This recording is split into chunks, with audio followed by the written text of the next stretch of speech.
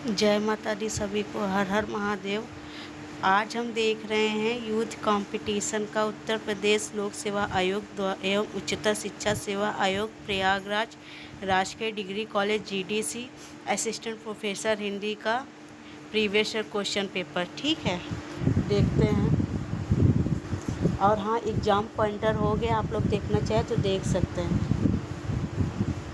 उत्तर प्रदेश उच्चतर शिक्षा सेवा आयोग परीक्षा 2016 असिस्टेंट प्रोफेसर हिंदी व्याख्यात्मक हल प्रश्न देखते हैं। परीक्षा की तिथि है 5/1/2019। 2019 में जो पेपर हुआ था, ठीक है, ये मतलब 2016 में वैकेंसी आई थी और हुआ था 2019 में। ठीक है, देखते हैं।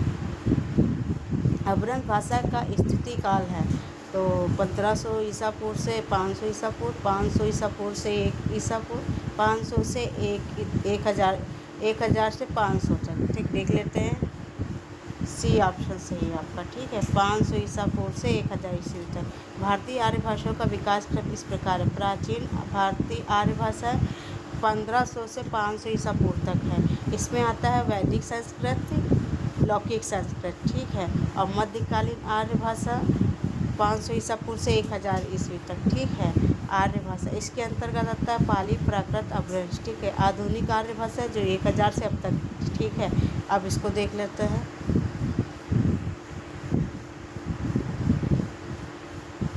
वैदिक संस्कृत 500 ईसा पूर्व से 1000 ईसा पूर्व तक। ठीक है, लौकिक संस्कृत 1000 ईसा पूर्व से 500 ईसा पूर्व तक। और पाली 500 ईसा पूर्व से 1 ईस्वी तक। ठीक है, प्राकृत 1 ईस्वी से ईसा पूर्व से 500 ईसा पूर्व तक। और अभ्रंश 500 ईसा से 1000 तक। ठीक है, कलर थोड़ा दूसरा क्वेश्चन देखते हैं। पूर्वी हिंदी की उत्पत्ति किस अपभ्रंश से हुई है? तो पूर्वी हिंदी की उत्पत्ति हुई है अर्धमागधी से। ठीक है, देखते हैं इसका एक्सप्लेनेशन। राचर सिंधी से, सौरसेनी पश्चिमी से, मागधी बिहारी से। ठीक है, आगे देखते हैं। क्वेश्चन तीसरा है, मेरठ, सहारनपुर, बिजनौर किस बोली के क्षेत्र में आते हैं? तो मेरठ, सहारनपुर, बिजनौर ये किस में आते हैं? तो ये आते हैं खड़ी बोली में। देख लेते हैं। मेरठ, सहारनपुर, बिजनौर खड़ी बोली भाषा के क्षेत्र में आते हैं, जबकि आगरा, मथुरा, ब्रज भाषा क्षेत्र में, इटावा, हरदोई, कानपुर कन्नौजी बोली के क्षेत्र में तथा इलाहाबाद, रायबरेली, सीतापुर, बहराइच आदि अवधि क्षेत्र के अंतर्गत आते हैं। ठीक है, आगे देखते हैं। 252 वैश्यों की वार्ता की भाषा क्या थी? तो 252 वैश्यों की वार्ता की भाषा थी ब्रज भाषा। देख लेते हैं। 252 वैष्णव की वार्ता की भाषा ब्रज भाषा थी। इस वार्ता ग्रंथ के लेखक गोसाई गोकुलनाथ है। इस वार्ता ग्रंथ के अतिरिक्त 84 वैश्यों की वार्ता भी गोकुलनाथ की रचना। तो गोकुलनाथ ने तो मतलब लिखी है 84 वैश्यों की वार्ता, 252 वैष्णव की वार्ता। ठीक है, इन दोनों ग्रंथों का संबंध वल्लभ संप्रदाय से है। ठीक, आगे देखते हैं। इधर यार, ईश्वरी किस बोली के लोक कवि हैं? तो ईश्वरी जो है ये है बुंदेली। देख लेते हैं। ईश्वरी बुंदेली बोली के प्रमुख लोक कवि हैं। बुंदेलखंड में बोली जाने वाली बुंदेली का क्षेत्र झांसी, जालौन, हमीरपुर, ओरछा, भोपाल, सागर, होशंगाबाद जिलों तक फैला है। इस प्रकार दक्षिणी उत्तर प्रदेश, मध्य प्रदेश का मध्य भाग इस बोली के क्षेत्र में समाविष्ट है। किंतु बुंदेली में साहित्य रचना बहुत कम हुई है। लाल कवि ने छत्र प्रकाश की रचना बुंदेली में की है। तो आ गया, छत्र प्रकाश किसकी रचना है? तो लाल कवि की है। ठीक है, इंपॉर्टेंट है, देख लेना। देवनागरी लिपि की पूर्ववर्ती लिपियों में से एक नाम गलत है। तो कौन सा गलत है? खारोष्ठी, कुटिला, शारदा, ब्रह्म। तो इसमें ऑप्शन मतलब दिया नहीं है, तो आगे एक्सप्लेनेशन देख लेते हैं।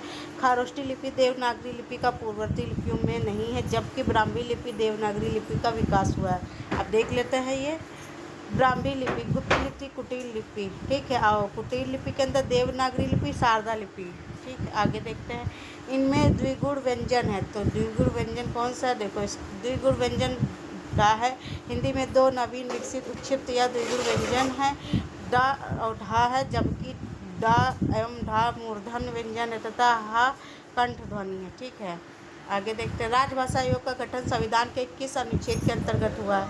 तो 300 राजभाषा आयोग का गठन संविधान के 344 के अंतर्गत हुआ। भारतीय संविधान के अनुच्छेद 344 के अनुपालन में राष्ट्रपति द्वारा 7 जून 1955 को राजभाषा आयोग का गठन बाल गंगाधर खेर की अध्यक्षता में किया गया। अनुच्छेद 345, 346, 47 प्रादेशिक भाषाओं संबंधी प्रावधान है। इम्पोर्टेंट स्वभाषा स्वदेश तथा स्वधर्म का आंदोलन किसने चलाया? तो स्वभाषा स्वदेश स्वधर्म का आंदोलन किसने चलाया है? देखते हैं। स्वभाषा स्वदेश स्वधर्म का आंदोलन स्वामी दयानंद सरस्वती ने चलाया था।